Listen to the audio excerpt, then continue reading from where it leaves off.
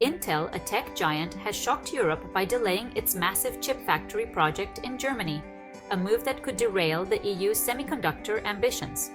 Intel's decision comes amid shrinking sales and financial losses, leaving its European expansion in doubt.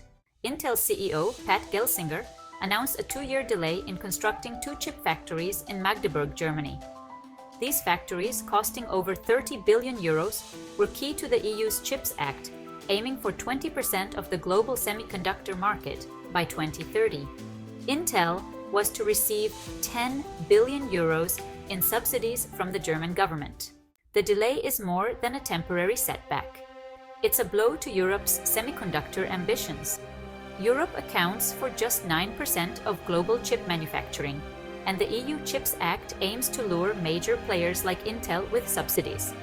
The Magdeburg facility was to be Intel's flagship, but the 2-year delay cast doubt on the EU's targets. Industry leaders, like Frank Bosenberg of Silicon Saxony, have raised concerns.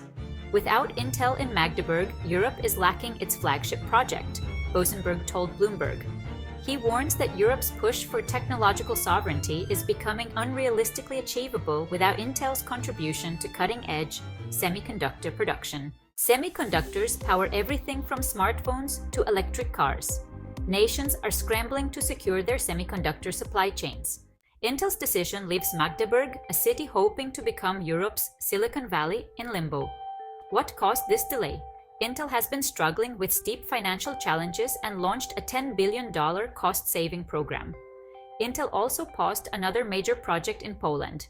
Germany's finance minister, Christian Lindner, has suggested repurposing 10 billion euros in subsidies to close a 13.3 billion euro federal budget gap. This has sparked debate within Germany's political circles, with some questioning Intel's future in Magdeburg. Intel's delay comes as the global semiconductor market faces immense pressure. Europe and the US are racing to bolster domestic chip production to safeguard supply chains. The EU's CHIPS Act promised new factories and thousands of jobs. It aimed to reduce reliance on China and Taiwan. Now, with Intel pausing, those promises are at risk.